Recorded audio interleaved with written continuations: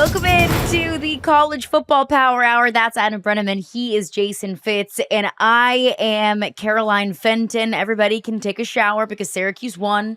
Winners get washed. So everybody take their showers tonight. Adam Breneman joins us. Adam, we missed you on Tuesday. We got a big game to break down. Georgia takes down Tennessee. And look, we as a show have been awfully tough on Carson Beck. Rightfully so. This Georgia offense has struggled over the last few games. Carson Beck has thrown, 7 interceptions in the last 3 games. Georgia has had a very average to below average, a very pedestrian run game. There's been a lot of fair criticism about their offensive coordinator, Mike Bobo. There's a lot of question marks in general about how good this Georgia offense really is. Well, I think that Kirby Smart heard everything that we've been saying, maybe put things up on the bulletin board, maybe went back to the drawing board a little bit, because Adam, this Georgia offense really felt like it was the story, combined with a Tennessee defense that has been so disruptive all season long that kind of felt like a non-factor in Athens. This was the Carson Beck that we've been waiting to see all season. The Carson Beck we saw tonight was the Carson Beck who will be the first or second quarterback taken in the NFL draft. Carson looked polished in the pocket. He wasn't rattled at all. And we've talked a lot on the show about Carson Beck has got called a lot of flack from everyone, from us three, every single week talking about his last few weeks. Rightfully so, he has not played well, but he has not had any help.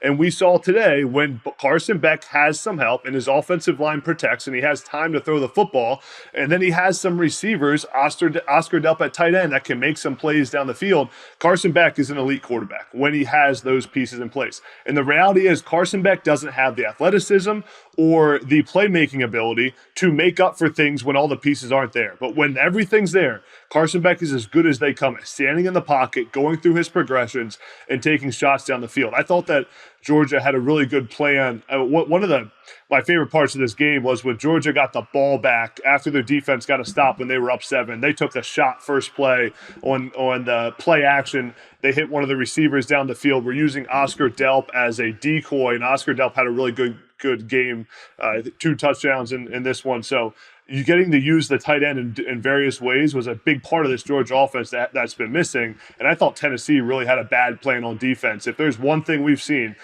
Carson Beck has struggled when there's pressure in his face, and Tennessee was not able to get pressure, didn't try to blitz very often, tried to rush 4, and the Georgia offensive line did a nice job holding up in the pocket.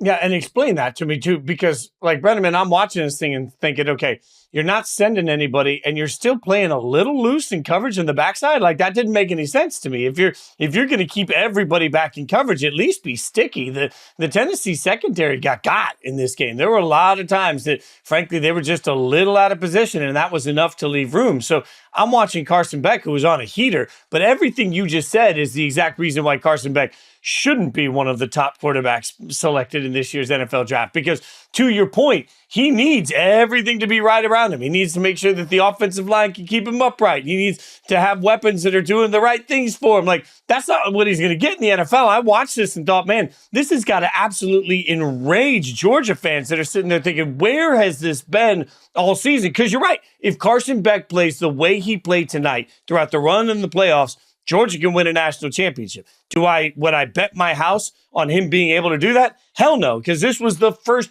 great Carson Beck moment we've seen all season.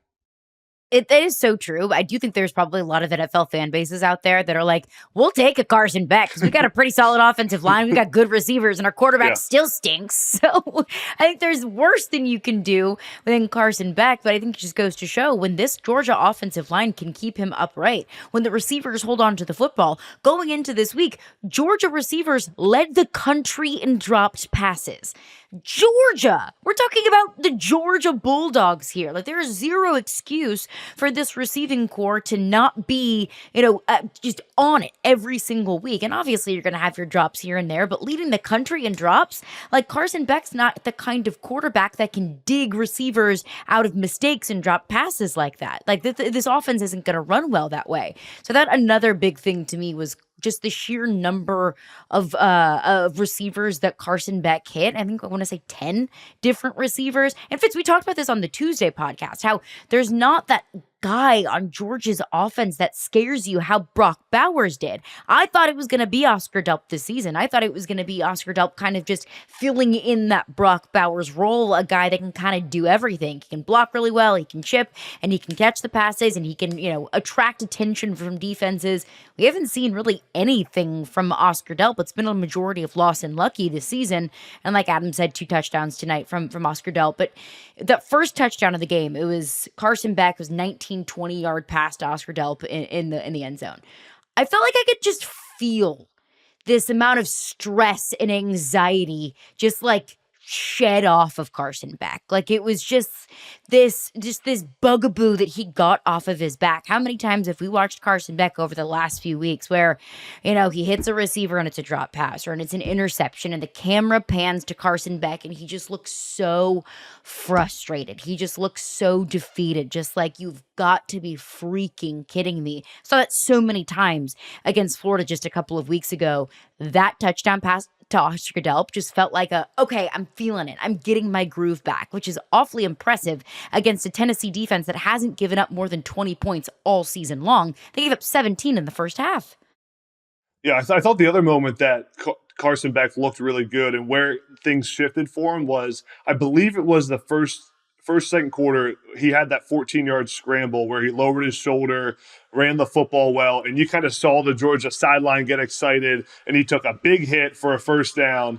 And since that moment, Carson Beck played really well in this game, and the offense kind of rallied around him. And I remember when I played at Penn State with Christian Hackenberg, he was a true freshman, and there was a moment in a game where he took a big hit, lowered his shoulder, and got a first down running the football, even though he wasn't a runner, and came out and dominated the rest of his freshman season. I felt the same way with Carson Beck. You got that kind of swagger after that. Like, Carson needed something to go his way to feel good about himself again, and that was it. And think about the first play of this game. Think back to, Dylan Bell Arian Smith dropped the pass. First play of this game would have been a home run shot. When cover 0, you got to win every single time. He had 3 steps and the guy drops a home run touchdown. So that's the kind of bad things that have been happening for Georgia. And then Carson Beck, give him credit. He's taken a lot of flack. He's got a lot of crap on the sideline, but he came to play tonight and he took a big hit running the football and bounced back after it. And then the offense looked really good from here on out. But I also think we have to acknowledge that these two quarterbacks were playing the same game and it looked wildly different because what they were up against was so different. Like, Georgia defensively did a beautiful job of timing when they were sending pressure, disguising where they were sending pressure from, overwhelming the offensive line over and over again, making sure that Nico wasn't comfortable. Like, early in the game, the first couple of drives, it was very clear that they weren't even asking Nico to think, right? Like, Nico's job was to drop back and immediately get rid of the football, and it worked. But then once Georgia got tricky on the defensive side of the ball and that wasn't working anymore, now all of a sudden you sort of had a quarterback on one side that had to figure out a way to trust what he was seeing. And on the other side, Carson's sitting back there. He's got enough time to dissect what's happening because they aren't sending anything tricky. And then a couple of times in this game, he figured out, well, I can beat him with my legs. Like, he found a way to make the plays that needed to be made because he had the time to process. And that was just a luxury I never felt like Nico really had in this game. I'm surprised that it never felt like Tennessee found an adjustment to get their offense comfortable once Georgia started to take away what was easy in the first couple of drives. And not even just the offense as a whole, more so the passing game. Yeah, because fair. Dylan Sampson's going to get his, and he did. He did. Dylan Sampson, 19 carries, over 100 yards and a touchdown. Like, Dylan Sampson is always going, as long as he hits that 100-yard mark, like, that's where Tennessee's bread and butter really is offensively. And then you don't have to ask Nico Iamaleava to do too much. And I think that was kind of the perfect formula for Tennessee this season in Nico's first year, learning what's a very complicated offense. Well, Dylan Sampson's like, I got you. Don't worry about it. I'll carry the load. You do what you need to do. Take your check downs, hit a couple of deep shots when you can, but I'll carry a brunt of the load. And that formula works when the defense holds your opposing team to 19 points, to 2 touchdowns, to 17 points, whatever it might be. All of those pieces of Tennessee's formula for victory have to be there for Tennessee to win. It has to be Nico just doing his thing, not turning the football over, not any sort of flashy numbers when he's throwing for 20, 25 times a game, 175, 200 yards. That's kind of his sweet spot. When Dylan Sampson's running it for 115, 120, and a couple of touchdowns, and the defense gets a couple of sacks and holds your opponent to 17, 20 points. Like, that is the formula. You had two parts of that formula intact with the offense. It was the defense that was giving up too many points to Georgia, and this Georgia offense that just like somehow kind of found some explosiveness against a really good defense. And after watching Georgia last week against Ole Miss's defense, I didn't think that this Tennessee offense was going to this Georgia offense was going to figure anything out against this Tennessee defense. Really, the story of the game, to me, watching it, was Georgia's D coordinator, Glenn Schumann, and how good of a plan he put together, especially against a tempo offense. Playing a tempo offense and putting a good plan together where you can have a variety of pressure packages and blitzes is really tough because your guys don't have time to line up. It's also hard to signal in the play call and get it in time. A lot of times when you're going against tempo, defenses just run their base stuff because they don't have time to adjust.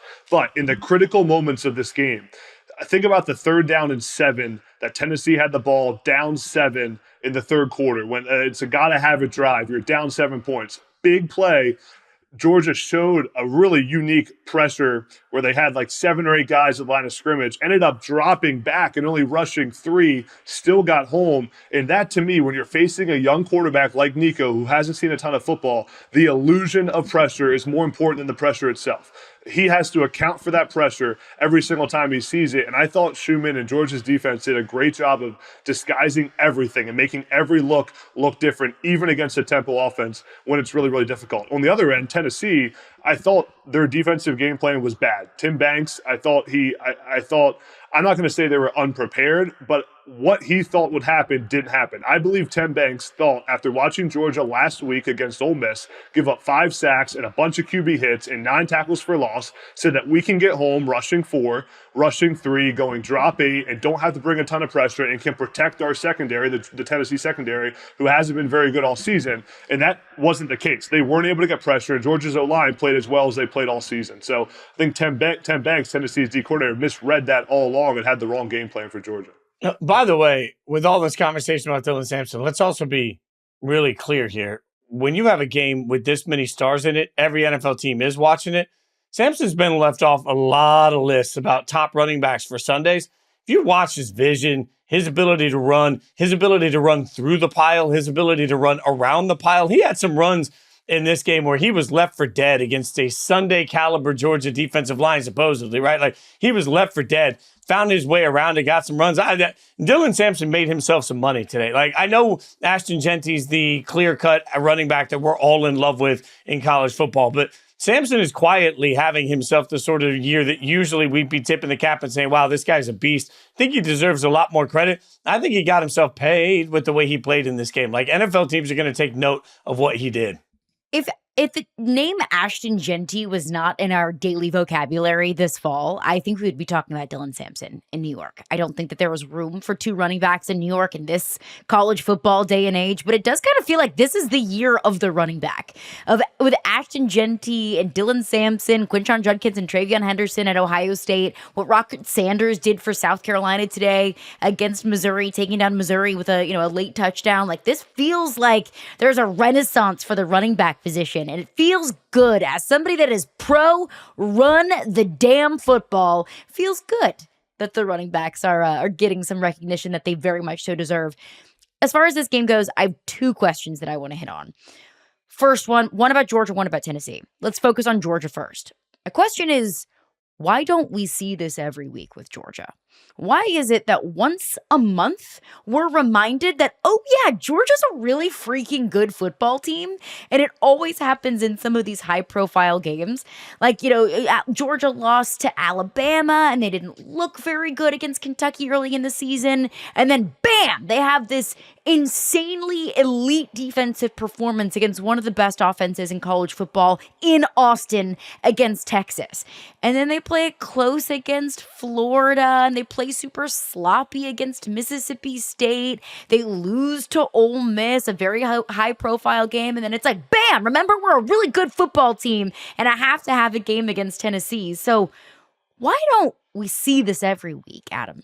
I think that the bigger factor in what we see from Georgia is who they played last week. I think Ole Miss is one of the hottest teams in the country right now, and they're a much better team and playing better right now than Tennessee. The things Georgia did on defense to Nico don't work against Jackson Dart. He's seen too much football. He's too experienced, and he knows how to read things out and understands what a defense is doing, where Nico, he doesn't. Nico has a tendency to stare down receivers, to not read pressure well, to not understand what's happening pre-snap. So I think that's the very first piece. The second piece is that Georgia plays best on offense, as most offenses do, when they give Carson Beck time to throw the football. The difference is Ole Miss's defensive line, which is one of the best, if not the best in the country, at getting after the quarterback, compared to Tennessee's, who wasn't able to get after Carson Beck at all. So I believe that when Georgia can get pressure, they're going to be a decent offense. They can control the tempo of games.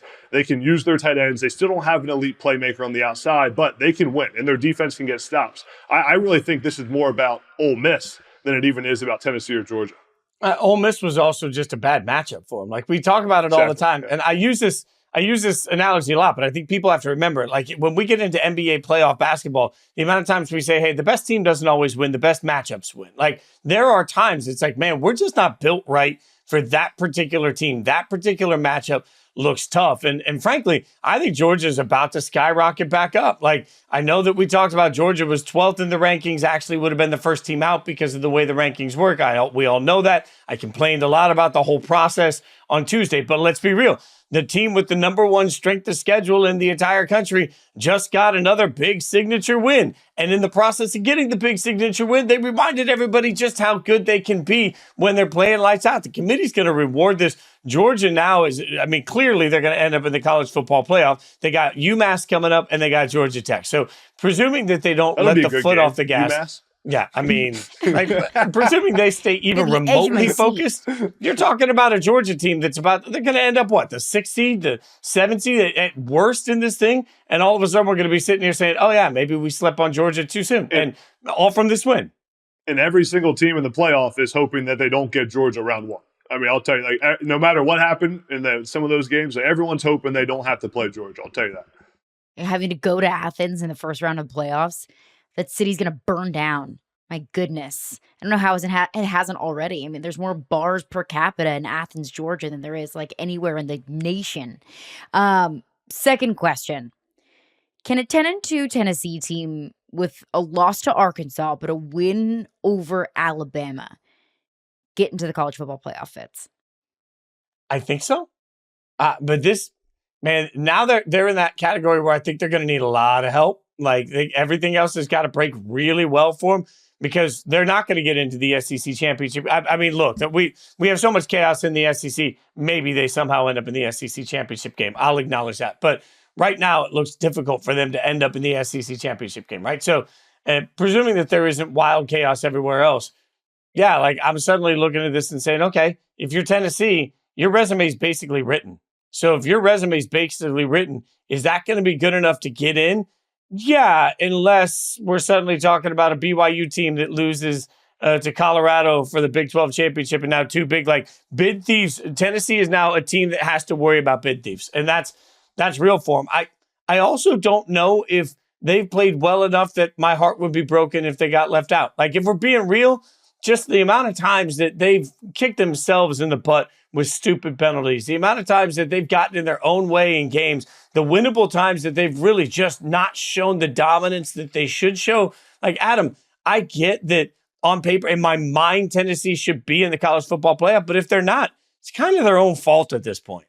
Well, I was just going to say that Tennessee has been so undisciplined this season in some of the biggest especially moments. On the road. On the road, there was a 4th down in the 4th quarter where Tennessee was going for it, 4th down and 4, could have changed the whole game. They jump off sides on offense. Now they have to punt. Georgia gets the ball back, scores a touchdown, game over. I mean, those are the little things, little false start penalties that Tennessee just continuously does. And Fitz, you really, I view you as like the committee expert on this 3-person show. So I'm going to ask you another question. To me, and I feel like we've seen this time and time again, that late losses in the season, no matter if they go 10-2 or not, no matter if they beat Alabama, like late losses, especially like the one against Georgia, where it was a close game, but was a 2-score loss. really hurt you when it comes down to committee time, especially on the bubble conversation, when it's going to come down to, a 2-loss versus maybe a 1-loss Big Ten team. But depending on how this plays out, that really will hurt Tennessee down the stretch, I think, of this whole committee time. And it's going to be a tough to see a path for, depending on what happens, how they get into the playoff with those 2 losses. Yeah, I agree with you it's tough to lose this late. And also, they could have used a trash touchdown at the end. Like, as much as we like to say final score, 14 points is just going to feel, and it was 14 points where they got manhandled. One thing I've learned from talking to committee members too is like, they genuinely value size, speed, control, like these things that, when you go out there and you're just sort of getting whooped around the field, that sticks in their head. It sticks in their head way more like that. And they got out physicaled in this game. And when you get out physical by Georgia, there are going to be people on that committee that are going to sit there when they're arguing about it and saying, well, they're just not physical enough. They're not capable of beating that sort of a team. So, I don't think that's necessarily the correct narrative on Tennessee, but you're right, Adam. Like, the loss this late, I'll tell you this, Tennessee needs to absolutely blow the doors off of Vandy in a couple of weeks to have any shot in my mind. Like, they need to go in and that's no guarantee. Try and humiliate them. Don't forget about the UTEP game they had before that. They got to blow the doors off UTEP too. So, yeah, of course. You're 1-0 every week. Got to keep your eyes on your next opponent. But blowing the doors off of Vanderbilt is no guarantee. Agreed. And the committee has shown us they don't mind leaving a 2-loss SEC team on the outside looking in, because Georgia was on the outside looking in this past week in the rankings. And Georgia had, quote unquote, quality losses on their schedule to Ole Miss, a top 12 team, Alabama, a top 12 team. So I know I've heard it all week. I live in Tennessee. I'm surrounded by Tennessee fans every single day. I've heard the commentary of the College Football Playoff Committee hates us. They're going to find a way to leave a 10-2 Tennessee team out. Look, I mean, I don't think it's the committee hating Tennessee. I don't think there's any sort of anti-Tennessee bias happening in that boardroom. It's just you have, frankly, a bad loss to a not very good Arkansas team earlier in the season. Georgia, on paper, had a better resume, had the big win at Texas, had 2 quote-unquote quality losses, as I roll my eyes when I say that. And they left Georgia on the outside looking in. And we're talking about Georgia, that if you're going to have any sort of brand bias for any sort of program, it's going to be very pro-Georgia. So I don't think there's any sort of anti-Tennessee sentiment here. I think if you're a Tennessee fan, you're going to be the world's biggest Ohio State fan. You want Ohio State to absolutely blow the doors off of Indiana so badly that an 11-1 Indiana team is left out of the college football playoff. That's a good point. You've got to be the world's biggest Army fan, which we all are. We love and support our troops. But you want Army to blow the doors off of Notre Dame, so much so that Notre Dame falls outside of the top 12. Right now, Tennessee's in an uncomfortable position because they don't control their own destiny. Notre Dame, Indiana, some of these other bid thieves that are in the top 12 are on the outside looking in. That's what controls Tennessee's destiny if they do, in fact, beat UTEP. Which, total side note, given your comment there, Caroline, how many points does Indiana need to lose by to Ohio State to get booted out of the playoff? I'm going to go 21 plus. I was going to say 24. 24, okay. Anything under, I think they're safe. Like a 17-point loss, they're good. I know fans aren't going to believe me, but I'm at least going to try and plant the flag here and try and be honest for a second. From all my time of covering the college football playoff and from every committee member I've ever talked to and had in-depth conversations with these committee members about their process, they take the honor of being on this committee really seriously. And I know fans never want to believe this, but there isn't a bias. They're not rooting against your favorite team. They are not voting against your favorite team. They do not consider, I can tell you with 100% certainty, they do not consider TV ratings. They do not consider who's going to make the most money for the networks. These are not considerations. These are all people that are so honored to be in the room and have the vote. They take the responsibility of it pretty seriously. There have been committee members in the past that I don't think watched enough film. There have been committee members in the past that I think sort of judge things based on just watching the highlights. That's real, and I'm honest about that. But I've never even spoken to a committee member ever that sat there and gave any indication of a bias or of a consideration for money. Guess what? People are going to watch college football playoff anyway. And by the way, the ad inventory is already sold. So like there is no extra money to be made. Like this is the logistics nobody cares about, but like the money has already been made for the college football playoff. ESPN has already sold all the ad inventory. So no matter who is in, it won't change how much money is actually made. The sponsors have already paid up front for the ads. And like fans are just convinced that it has to be, well, they love this conference or they hate my team. It's not that. It's not that. It is genuinely a group of people trying to do their best to get rid of all bias and to come in and give you a real ranking. That is one of my favorites of, the committee just loves the SEC, or the committee just loves the Big Ten. I think that the committee just acknowledges when certain conferences are more competitive and certain teams have more difficult schedules than others. Like, we can acknowledge that Indiana's strength of schedule is not that of Georgia's, that has had to play Tennessee and Alabama and Texas and all of the other SEC teams in between. So it's not conference bias. It is truly just difficulty of schedule. And I think that should be considered in your college football playoff resume, because I don't want to live in a world where every team that has playoff aspirations is scheduling cupcake after cupcake, because if you're 12-0, you get in. I don't want to live in that world. All right, we're going to take a quick break. Is the sky falling in Eugene? Plus one thing that we learned. Okay, one game that I do want to touch on before we get into one thing we learned. Oregon escapes Wisconsin by the hair of their chinny chin chin, a 16-13 game that truly came down to the final minutes when we had Dan Lanning faking a field goal and then they don't get it and then Wisconsin gets the ball back. What are we doing? What in the hell are you doing when it's a one-score game and you're like, you know what? I'm not going to give my Heisman hopeful quarterback the ball here. I'm going to get cute and go for a fake field. Like, Adam, I was sitting there looking at the TV and I was like, I hope Oregon loses at this point, because if you're going to be that damn dumb in a game, you deserve consequence for it. Watching Dan Lanning make that decision reminded me of the saying in football that coaches say about quarterbacks who like to take a lot of chances, where they say, like, you live and die by the gunslinger. You know, you live and die by him. You let him do. Normally it's about a quarterback. For Oregon, it's about their head coach, Dan Lanning. You live and die by the gunslinger. Because but you're a YOLO coach. You're a YOLO coach, because that aggressiveness is the DNA of that program. It is the DNA of their culture, and it is who they are, and it's what they do, and it's why they're undefeated right now. Like, let's acknowledge that first. But Dan Lanning will look back at that decision as a complete wrong call for two reasons. One, up 3 points in that game at the end, why not kick the field goal and go up 6, especially when Wisconsin has shown no ability to score touchdowns? Like, you almost guarantee yourself the win with a chip shot field goal right there. And your defense is playing lights out. So why not take the 3 points and make it a 19-13 game?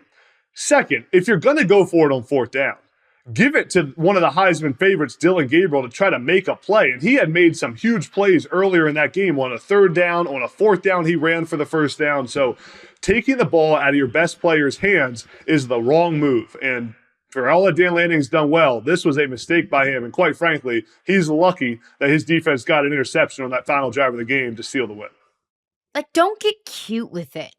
Do not get cute. And I always challenge myself whenever I'm critiquing play calls or decisions to fake a field goal in the final minute and a half of the game. Stupid.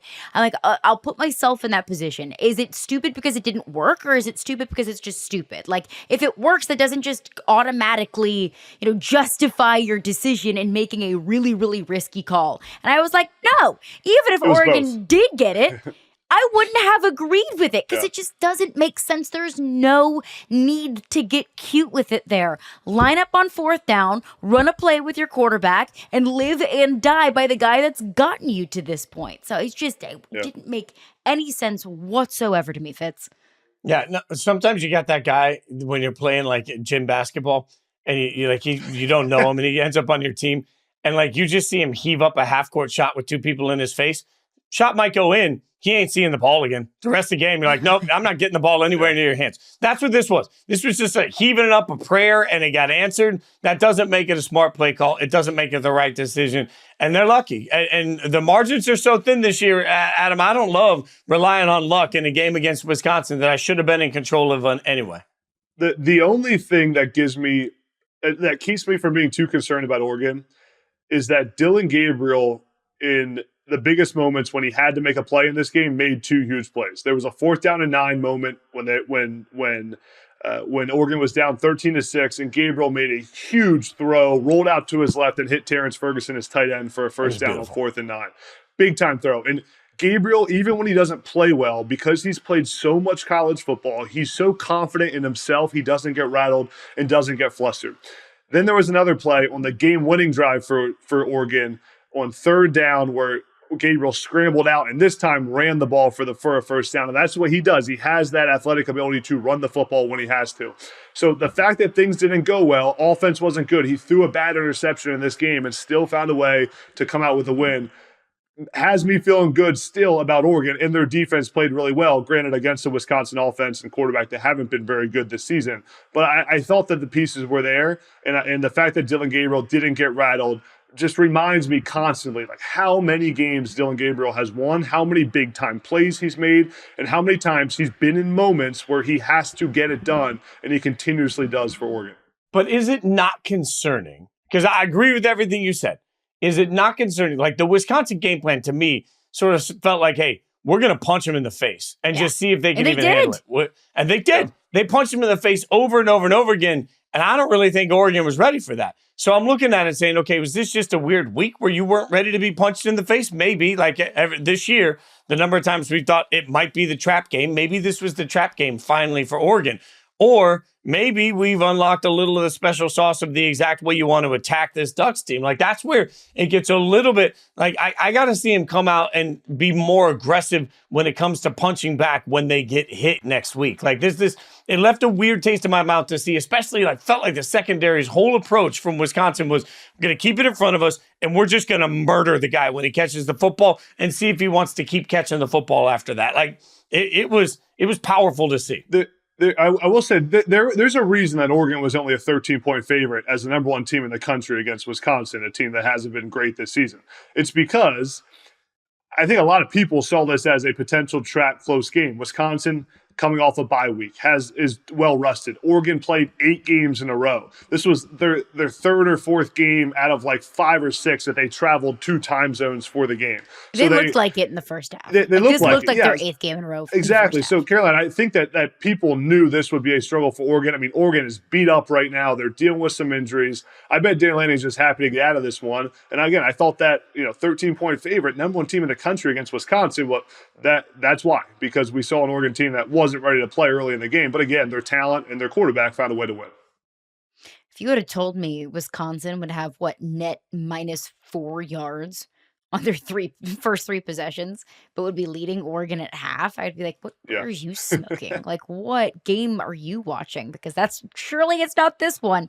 But credit to Oregon for finding a way to win. I mean, Wisconsin's defense was playing their ass off. And even when the offense didn't look great early on, obviously, -3, -4 yards in the first 3 possessions, they found a way to score. They found a way to keep it close. The defense found a way to keep Oregon out of the end zone, forced 2 field goals, got the interception early in the red zone in the first half. I thought that was huge. Quick break here. One thing we learned coming up next. What did you learn this week? I learned that there isn't a great team in college football this year. And I see people. But isn't that fun? Yeah, that's exactly it to me. Like, when we post our videos on social, I've just absolutely been ripped apart for Tuesday saying that the college football playoff system is broken. And a lot of people in the comments came in and said, well, that's because name, image, likeness, and the transfer portal is killing the sport. No, I think college football today is healthier than ever because I don't have any idea who the national champion is going to be. I think college football today is healthier than ever because we do see fatal flaws in every team. That it's not as simple as I'm simply going to buy myself a championship because guess what? Ohio State presumably has tried to do that this year. Ole Miss presumably has tried to do that this year. And they have very good football teams. They have a shot at it, but they don't have this dominance that looks like it's untouchable. It's untenable, right? Like, I'm looking at the landscape of college football right now saying if I had to bet all of our houses while you guys were away and try and figure out who's going to win the national championship and then just tell you, ta-da, I bet everything on it, I don't know who that would be. And to me, it's what's made this season particularly exciting. It's what makes this season nerve-wracking. It's the reason I'm not gambling very much on this season. Like, it is just hard to figure out who's good. It's hard to figure out who you can trust. And that, to me, is going to make the playoffs of the first ever 12-team college football playoff probably the single greatest moment we've ever had in the sport because everybody's going to tune into every game. The reason the product is so good this season and the excitement's there is because the pressure to win now is higher than ever in college football because of the 12-team playoff. In the 14 playoff era, if you missed the playoff, it wasn't a huge deal. It was the thing about Penn State hasn't made the playoff since the 14 playoff became even a thing, but has won the Rose Bowl and been number 7 and number 8 and number 10. Everyone's happy. Now in the 12-team playoff, you have to win right away. You have to make that playoff. There's no more excuse. Being 13 or 14 in the bubble isn't enough. You got to be in the playoff. So what's that mean? It means that development is out in college football. No one's developing anymore. You acquire talent to win right now. You go to the transfer portal, you sign 25 players in a class. Most programs now are signing 15 to 17 of those as transfer portal players. They don't care about developing players anymore. I remember when I was with Herm Edwards at Arizona State, I said, Coach, there's an offensive lineman we should sign, and he'll be really good in 3 years. And Herm said, we won't even be here in 3 years. Why are we signing guys that will be developed in 3 years? And he's right. No one cares what you do in 3 years because you have to win right now. College football is 90% talent acquisition, 10% development. That 10% gets even lower every single year. And what does that cause? Even better product in college football because teams can revamp their rosters. A team like Colorado can become an elite roster in 1 year. Teams like Ole Miss can revamp completely and win right away. And what that causes is Indiana can revamp their roster. It's a roster full of JMU kids. They get Curtis Rourke, and now they're 10-0, and they hire a head coach who's at the back half of his career, and he's a winner, and now they're 10-0, about to make the college football playoff, maybe win the Big Ten title. Who knows? So that shift in college football has made the product even better this year, Fitz, and it's made it exciting. We don't know who the heck's going to win the national title. Think about this too. Like, if you were sitting around with all your buddies having a sports talk debate about college football and you inserted a team name, there's always one guy at the bar that's like, yeah, but, with that team. Yeah. I mean, this weekend, the haters of Oregon got something that they could chomp on, right? The haters of Texas got something they could start to bite into. Like today, there was a conversation on one of the networks when Penn State was winning big, and it's like, yeah, but Penn State still hasn't really played anybody. Their best opponent was a good loss. And I kept thinking about it. I was like, usually the trolls just I roll my eyes, but this year, I think every trolling point for every team is actually kind of valid. And that's what makes it great. Like, everybody's kind of right. Like, sure, Indiana has looked really good. And sure, Indiana hasn't played anybody. Sure, Georgia's picked up a couple of losses, which are pretty inexcusable. But then we see today, like, Georgia's actually looks really good. Like, this is the moment that sort of feeds the sport because the argument on both sides is actually right. And that makes this all just it feels different. It feels wild. It feels unpredictable. It feels chaotic. It feels beautiful all at once. Like, all of these massive changes have made the sport healthier than ever. It feels refreshing because I can't tell you how many times in June, July, August, at the beginning of the season, I would get so excited for, what kind of twists and turns there would be. And let's not forget that there are plenty of weird things and crazy things that happened in college football pre-NIL and pre-modern transfer portal era. It just feels like it's so much more robust now. But I would get so sick of saying, okay, I'm excited for this season of what's going to happen, although I know it'll probably be Ohio State and Alabama and Clemson and either Oklahoma or Notre Dame in the college football playoff. And then it'll be Alabama and Clemson in the national championship, and one of the two are going to win. That there can be some crazy things that happen between week 1 and week 12, and this team wins and that team gets upset, but ultimately we knew who was going to be there in the end. I don't think I'm alone in that. I think a lot of college football fans were just getting fed up and tired with basically having this quote-unquote script for how the season was going to go. But now I can poke a hole in any argument that somebody wants to make for the number 1 team in the country. Oregon obviously struggling against an okay Wisconsin team tonight. I didn't think Texas looked all that great against Arkansas. Arkansas is the 124th ranked pass defense in all of college football. They're giving up like 270 yards through the air on average. And Quinn Ewers had 160 something, 175 yards and 2 touchdowns. Like, not a bad day, but not a day that I would expect from one of the best offenses in the country against a struggling pass defense, especially a Texas team that doesn't have the most impressive resume. The most impressive part of their resume is the fact that they only lost 1 game. They don't have any big wins. I think that razzle-dazzle and style points could help Texas. And they pulled away from Arkansas by 2 scores. It was a 20-10 final score, and one of those touchdowns came from a Taylon Green interception deep in Arkansas territory. So Ohio State, there's plenty of wrinkles in their game plans. Obviously, the SEC as a whole, Georgia, Alabama, Tennessee, Texas, any of these teams at the top, they've shown a lot of weaknesses. Texas A&M is in that conversation as well. Penn State, like you mentioned, Fitz. There's holes that I can poke in any of these arguments, and that's what makes it so fun. Yeah, and you mentioned Texas, Caroline. I think, listen, I just saw Twitter or X, whatever we're calling it nowadays, going off about Texas and Twitter. How good is Texas? Can we trust Texas? What's going on with a 2010 win against Arkansas? I mean, a 2010 win against Arkansas is not the end of the world for Texas. They were 13-point favorites and won by 10 points. I mean, Tennessee just lost there a month ago. But it's an SEC game. You win by 10 points. Texas was never threatened in this game. Arkansas didn't score in the first half. Jackson Dart put up 500 passing yards against this Arkansas secondary. Like, no, it's not the end of the world. It's a road game in the SEC. You get a dub and you move on. I'm not changing my thoughts on Texas because they only beat Arkansas by 10 points. But I want to see more, and I'm still not convinced of how good this Texas team really is. I want to be convinced.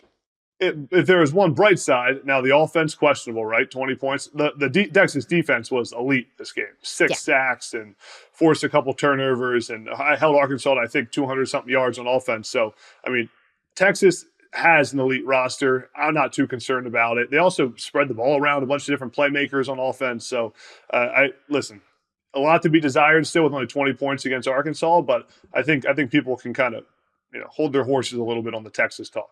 I don't know. Like, there's a part of me. Look, Jake Paul beat Mike Tyson too. Like, if all we look at is the result, we're like, well, he won the fight. If you watch the fight, you're like, if you were lucky enough to be able to get through the buffering and actually watch the fight, God, that whole thing was buffering of just Mike Tyson's butt cheeks for like 30 minutes. The Mike Tyson's butt cheeks were better than any of the fight, But the whole thing is like Texas in this situation is kind of like Jake Paul. Yeah, they won the fight today, but boy, nobody's really glad they watched it. Nobody's turning around being like, oh, I saw something dominant there. Like, you're not looking around saying, like, the real question, and I feel like now I'm trolling Texas, and that isn't the intent, but like, Adam, do you look at Texas right now and think the same way about Texas that you usually think about the number 3 team in the country? Because to me, the number 3 team in the country, there's a gravitas to that. There's something big to that where you're like, oh man, that's an ass-kicking team. Like, they're number 3 in the country. They could beat anybody. And I look at Texas, I'm like,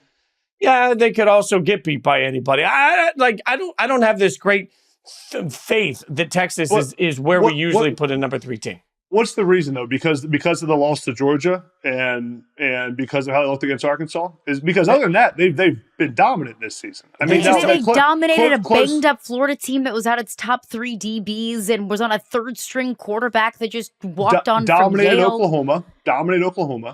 Dominated Mississippi stinks. State.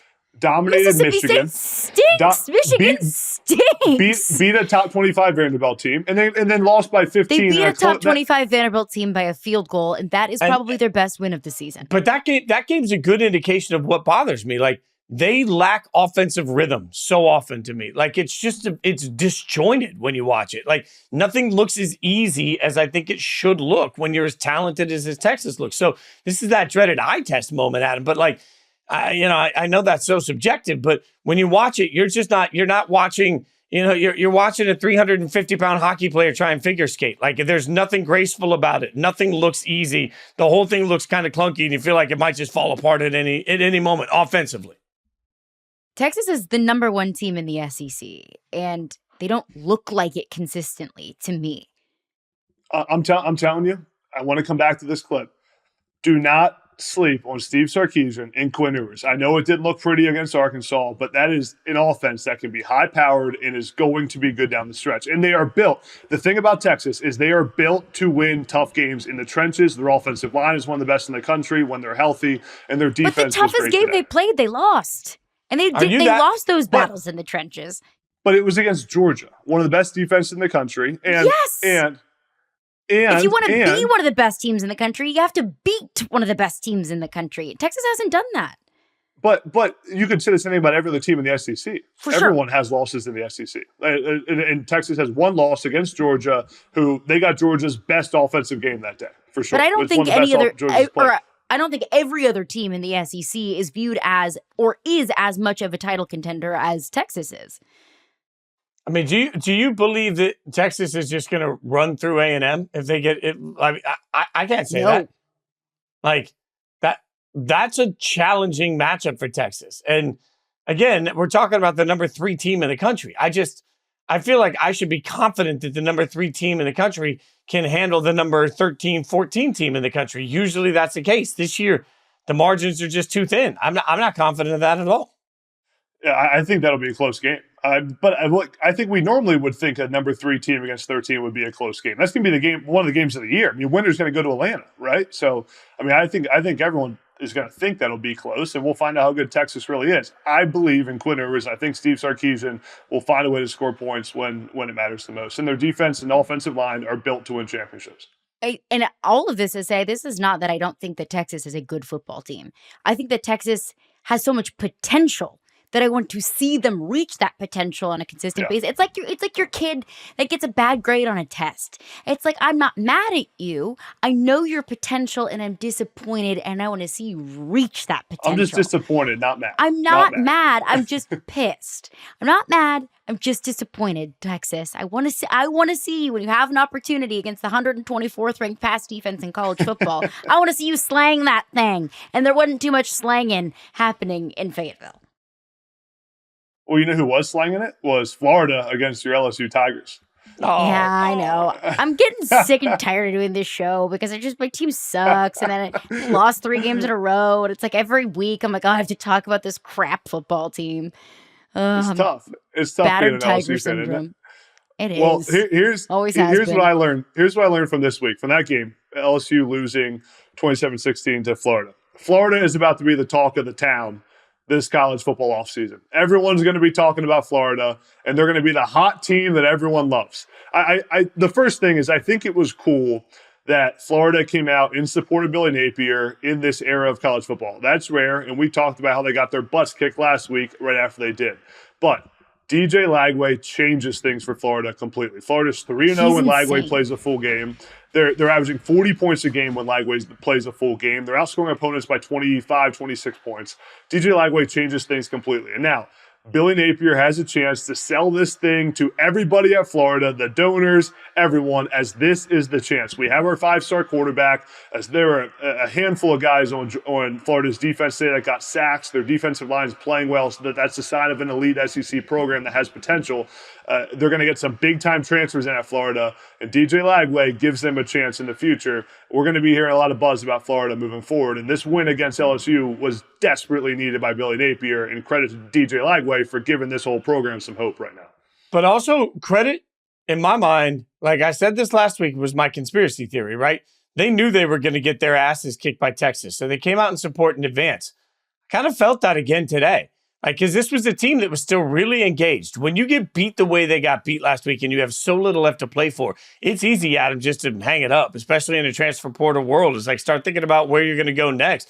Team came out, played with fire. They played with belief. They played like a team that understands they're building for something. I think the decision to make it very clear that Napier was going nowhere before the Texas game was simply their way of trying to save the season while also keeping Napier and save the entire mindset of the organization, the program, for the week after you just got destroyed by a great football team. We saw fire in them today. We wouldn't have seen if they hadn't come out on behalf of Napier. I think it was brilliant. LSU haven't been the same since Omar Bradley came to town. Since Jeff Landry brought in a rent-a-tiger to put him on the sidelines against Alabama. It's a curse. It's a true curse. It's the curse of Omar Bradley. Florida has been cursed against LSU since Marco Wilson threw a shoe in 2020. And now it's the Omar Bradley curse. But, I mean, DJ Lagway, he is so fun to watch. I'm thinking about this young class of quarterbacks in the SEC. Obviously, Arch Manning, Nico Iamaleava, they're in their second years. But I look at Lenora Sellers at South Carolina and DJ Lagway at Florida. I mean, they're going to make this league so fun. If they stay, obviously that's maybe not an assumption that I should make. But if they stay in this league, I think it's going to become such a fun quarterback league. And there were so many, and keep in mind, DJ Lagway was not 100% today. DJ Lagway got carted off the field just a couple of weeks ago against Georgia. He sat against Texas, and I think that was probably in mind to, hey, we're so banged up in so many areas. We're not going to beat this Texas team. We're going to let you get right. We're going to make sure that you are close enough to 100% that you not only can take care of yourself with your legs, but also make plays with your legs. So we're going to sit you against Texas, against a much more vulnerable LSU defense. And a not 100% DJ Lagway made everything just look so effortless. Like, he had a great touchdown pass early. I thought the most impressive thing of the day was early in the fourth quarter. It's 2nd and 2. Florida has the ball in LSU territory. It's tie game 13-13.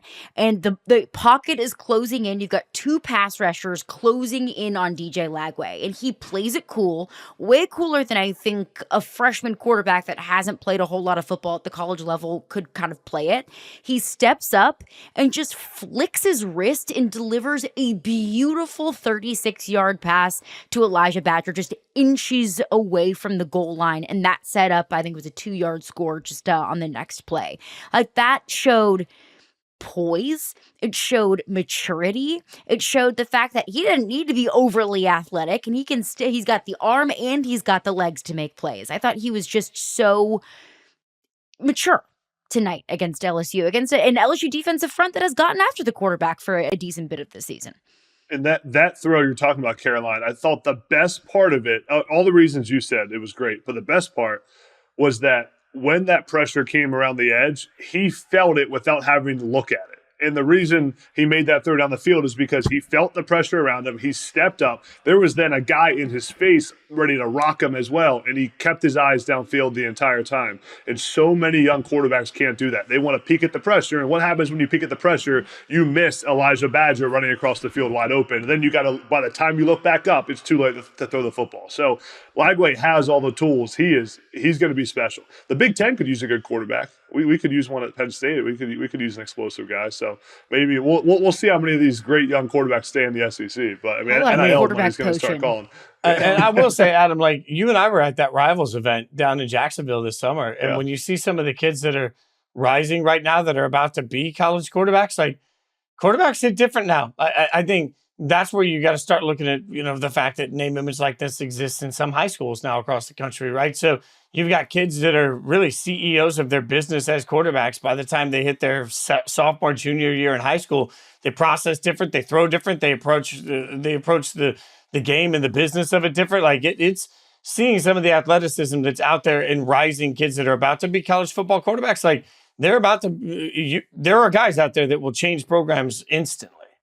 Well, Bryce Underwood, the number 1 quarterback in 2025, just got offered a 4-year, $10.5 million NIL deal from Michigan. Yeah. Speaking of quarterback coaching. And he turned it down.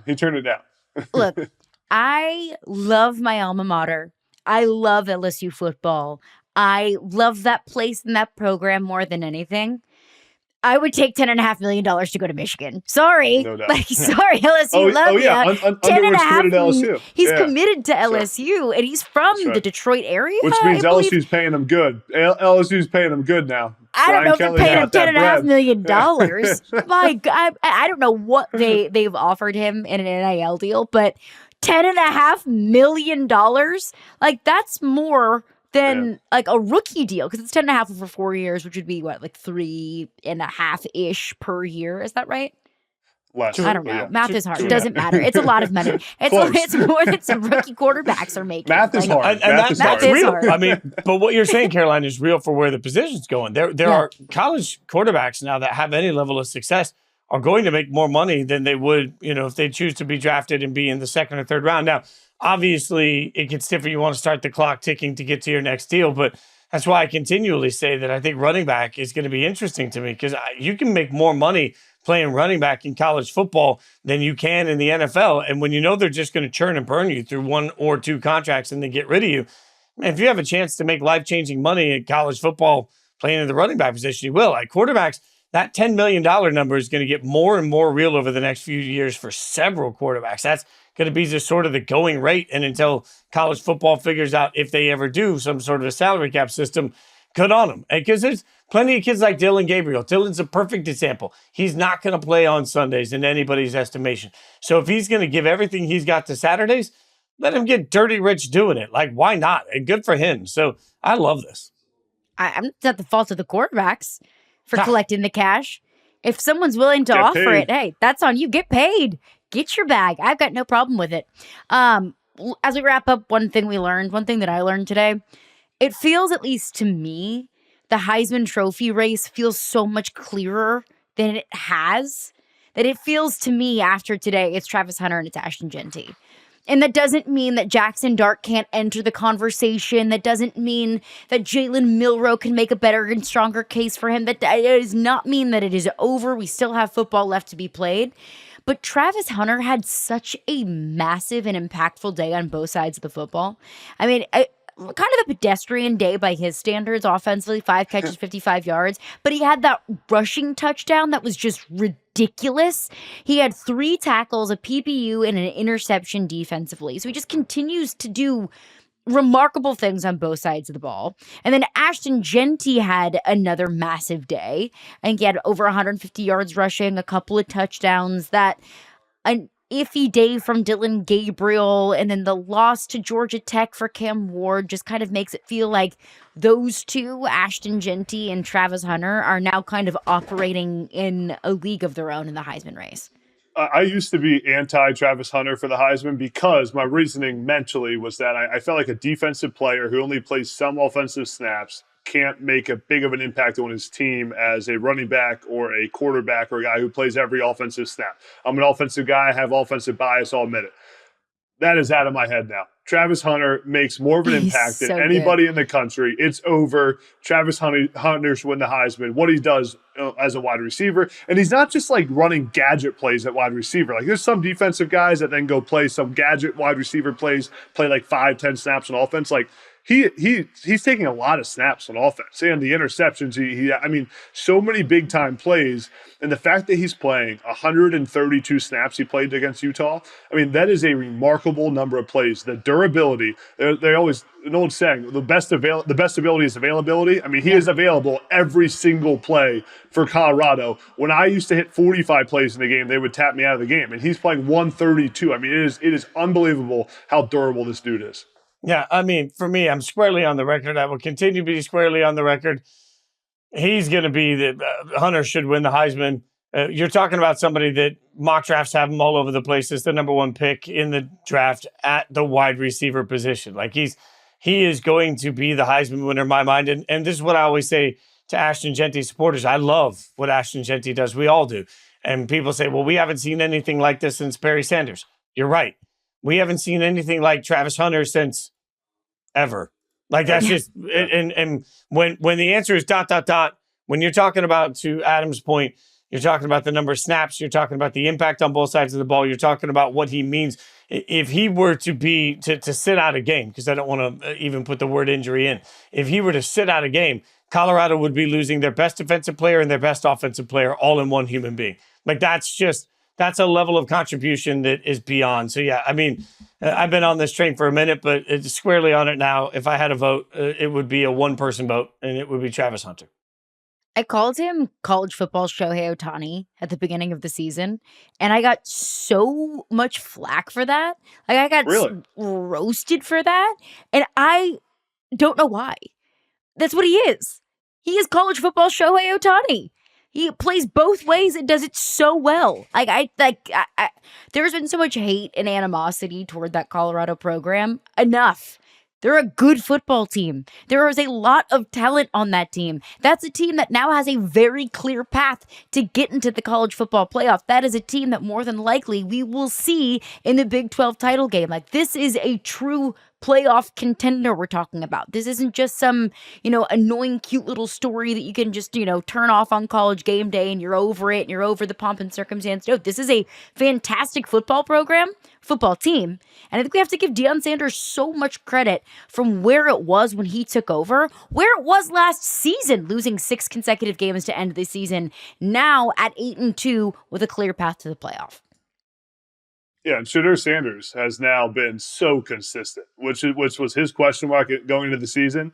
You got to give Deion Sanders credit for getting his son to play at such a high level. 340 yards and 3 touchdowns today. I mean, he was so good against Utah, and he's been just game after game after game has been the same dude. And we've criticized him early in the season on this show for his demeanor, how he was as a leader. He's flipped that around completely, and Colorado is playing complementary football in all 3 phases: offense, defense, and special teams. They had the punt return for a touchdown on special teams today, so they can do it multiple different ways. Their defense has been great the last few weeks. They had a few interceptions in today's game. I mean, all 3 phases, this Colorado team is playing elite. I mean, looks like they're going to play in the Big 12 championship game, and they got a chance now to get a first-round bye, which you talk about how, I mean, just Colorado is going to be bonkers if Deion Sanders pulls this thing off. It'll be unbelievable. They also don't get rattled. That's the only other thing I'd say. We've seen over the last month, like this was a close game against Utah. They've been in some close games. They've been in situations where the whole world seems like they're against them. They've been in situations where they're negative down and distance. Nothing rattles this Colorado team. I think it's really impressive how focused they are within the game now. You've got a group of talented athletes that have come together. He's got them to gel. Yeah, the sky's the limit for Colorado. At this point, I'd be pretty surprised if they aren't the Big 12 champion. Yeah. I mean, they fall down 13-0 in the first quarter against Texas Tech. No problem. No worries. We got there's tortillas flying. We'll just stuff them in our pants. We'll just keep going. No BYU love for Fitz. No BYU love. All the BYU love for yeah. Hey, look, it's going to be an interesting thing to figure out what happens when BYU loses the conference championship game to see if they still make the college football playoff. Yeah. BYU, by the way, we are recording this podcast at midnight-ish Eastern time Saturday night. KU, BYU tied at halftime. Wow. Producer Emmy sweating a little bit. Keep an eye on that one. Never sleep on Lance Leipold in Kansas. They're always going to show up and play. One thing about Kansas is they might not be a great football team, but by golly, if they don't pull off something remarkable every single year. Okay, that is going to do it for us today. He's Adam Breneman. You can follow him on Twitter at AdamBreneman81. He's at Jason Fitz. I am at Caroline Fenton 1. Always appreciate y'all for hanging out at the podcast. So like it, subscribe, review it, tell a friend about it. Tell Peggy, the Colorado fan who turns 100 next week. Happy birthday to Peggy. She's a big fan of the show. So always appreciate you guys for sharing and interacting with the pod. We'll be back on Tuesday night and Wednesday morning with our instant reactions to the latest college football playoff rankings. We're out.